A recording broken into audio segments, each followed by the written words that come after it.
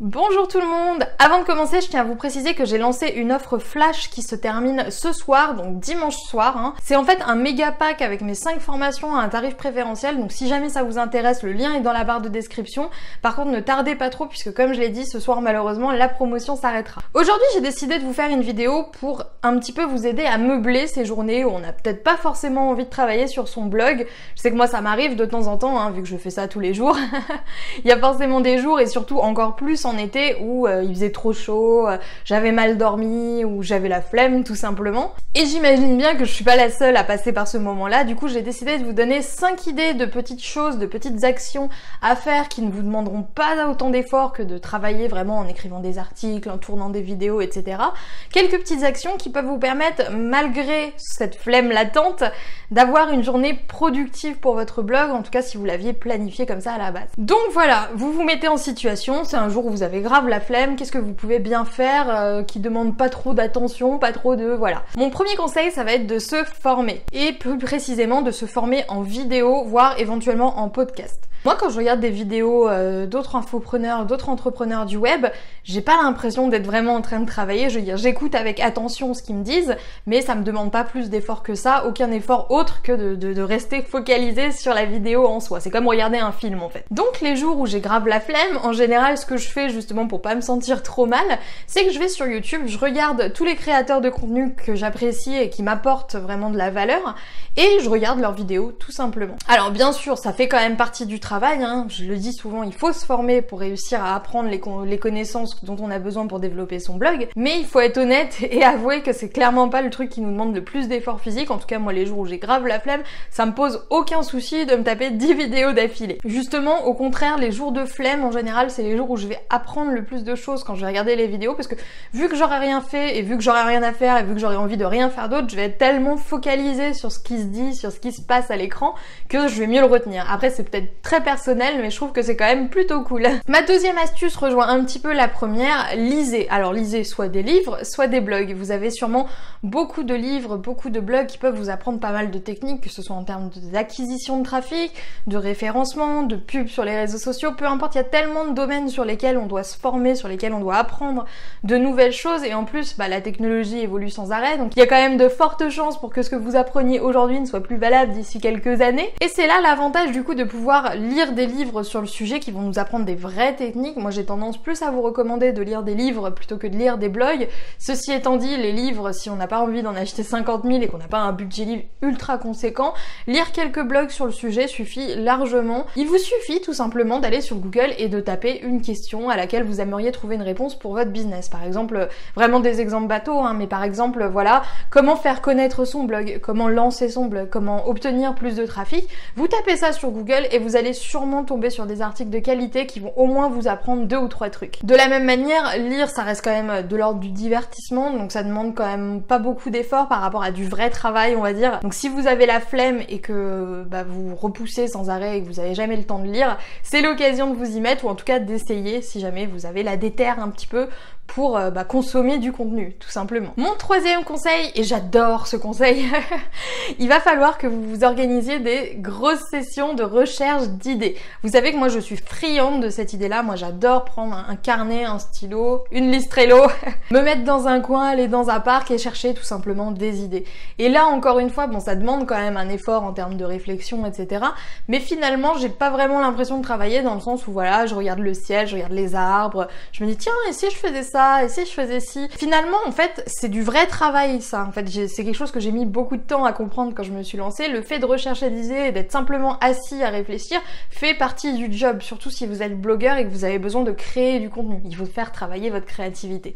D'où l'intérêt, les jours où vous avez la flemme, d'en profiter pour vous poser et ne rien faire d'autre que de réfléchir en disant alors qu'est-ce que je vais pouvoir écrire comme article, qu'est-ce que je vais pouvoir faire comme vidéo, quels sont mes projets, etc., etc. Si jamais vous ne savez pas trop comment vous y prendre pour trouver des idées, n'oubliez pas que je vous ai tourné une vidéo complète à ce sujet. Normalement, elle va s'afficher dans la fiche qui est quelque part par là si jamais j'oublie pas, parce que j'ai un peu tendance à oublier trop souvent. Dans cette vidéo, je vous donne 5 astuces qui m'ont aidé moi personnellement à être beaucoup plus créative et à avoir tout le temps sans arrêt des idées qui m'arrivent de nulle part. Quatrième idée de petite action à effectuer, c'est tout simplement le fait de répondre aux commentaires. Moi je sais que malheureusement je suis pas très bien organisée au niveau des commentaires, c'est-à-dire que je vais y répondre mais souvent avec beaucoup de retard. Bon, j'y réponds toujours hein, mais toujours avec un peu de retard quand même. Et je fais l'erreur en fait, et je le sais que je fais cette erreur là en plus, donc je devrais la corriger, c'est vraiment inacceptable, vraiment la honte ce que je vous raconte aujourd'hui.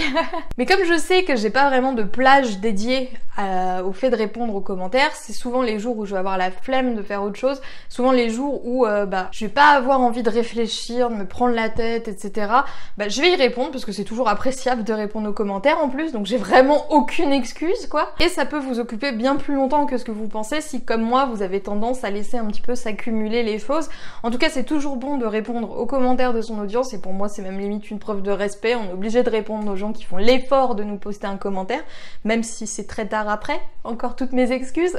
Du coup, une journée de flemme, c'est parfait pour moi parce que ça me permet de récupérer un petit peu tout le retard que j'ai là-dessus et de me concentrer vraiment à fond sur cette tâche qui est répondre aux commentaires. Et enfin, ma dernière idée qui est quand même assez nécessaire, bien que beaucoup de blogueurs ont tendance à penser que c'est un peu facultatif, profitez-en pour faire un bilan de vos statistiques, un bilan de votre blog en général. Là encore une fois, ça vous demande juste de penser et de laisser un petit peu vos pensées vagabonder, ou alors éventuellement de regarder vos statistiques sur Google Analytics et de voir un petit peu où est-ce que vous pourriez éventuellement améliorer les choses. Vous pouvez regarder notamment au niveau du taux de rebond, donc c'est le nombre de pages visitées. Voilà, si les personnes restent juste sur une seule de vos pages et n'en voient pas une autre, vous avez un taux de rebond qui va être assez élevé.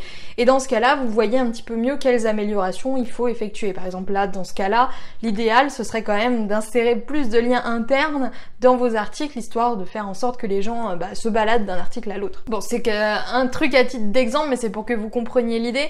Moi, quand j'ai grave la flemme de faire des trucs comme ça, ce que je fais, c'est que je vérifie au niveau de la Search Console si mon optimisation SEO, il n'y a rien que je peux bidouiller, des petites actions toujours, hein. Jamais un truc très gros, mais toujours des petites actions. Idem pour Analytics, hein. Ça peut être l'occasion justement de faire un petit point sur le nombre de visites que vous avez, de voir si vous avez plus de visites qu'avant ou moins, quelles sont les pages qui posent problème, etc. Ou tout simplement vis-à-vis de votre projet, voilà, qu'est-ce que j'attends de mon blog dans 1 an, qu'est-ce que j'attends de mon blog dans 2 mois, qu'est-ce que j'aimerais faire d'ici là. Tout simplement se focaliser sur son objectif principal, donc qui est de vivre de son blog, j'imagine, ou de faire connaître son blog, et d'essayer de regarder avec un œil nouveau, de prendre le temps vraiment, et du coup là vous avez le temps vu que vous avez la flemme, de prendre le temps d'observer son blog sans forcément faire quoi que ce soit, hein. C'est juste vraiment un bilan, c'est vous réfléchissez, vous prenez quelques notes éventuellement si ça peut être pertinent, et vous essayez de voir ce qu'il est possible d'améliorer et ce que vous voulez mettre en place pour améliorer tout ça. Je vous donne ces petites astuces là parce que je sais que ça va être très frustrant d'arriver au bout d'une journée et de se dire mon dieu mais j'étais une grosse flemmarde, j'ai rien fait, etc. Disons que ça aide un petit peu à apaiser quand je fais ce genre d'action et que finalement ça demande pas plus d'efforts que ça. Gardez bien tout de même en tête une chose, c'est qu'avoir la flemme un jour c'est pas si grave, 2 jours bon ça commence à être chaud, mais au-delà de ça, ça va commencer à devenir ingérable. Il faut vraiment faire preuve d'une grande autodiscipline quand on se lance un projet qui est assez gros comme le fait de vivre de son blog ou d'avoir beaucoup de trafic, et sans avoir une certaine autodiscipline, ça va être très compliqué pour vous d'arriver au bout des choses si jamais vous vous forcez pas de temps en temps en fait. C'est Anthony Nevo, je crois, si jamais vous ne le connaissez pas, je vous conseille de jeter un coup d'œil à sa chaîne, c'est quelqu'un de méga motivant qui disait que que pour lui en fait la motivation venait par l'action, et que à chaque fois qu'il y avait quelque chose qu'il avait un peu la flemme de faire, ce qu'il faisait c'était de se forcer en fait à le faire pendant 5 minutes, et qu'il s'autorisait plus ou moins inconsciemment à s'arrêter après ces 5 minutes si jamais vraiment il y arrivait pas. Et lui, le fait qu'il adopte cette méthode là, ça lui a permis de constater qu'en fait dans la grande majorité des cas, il suffisait de se mettre au travail pour que la tâche devienne moins compliquée et pour que la flemme disparaisse complètement. Donc je voulais quand même partager ça avec vous, même si honnêtement c'est pas de moi. Je trouvais ça assez intéressant, et puis comme je vous l'ai dit, allez voir la chaîne d'Anthony Nevo, c'est quand même très motivant. Quand on regarde une de ses vidéos, on a envie de se donner un coup de pied aux fesses monstrueux juste après. Cette vidéo est maintenant terminée, j'espère qu'elle vous aura plu, qu'elle vous aura donné quelques idées éventuellement pour les jours de flemme qu'on vit tous.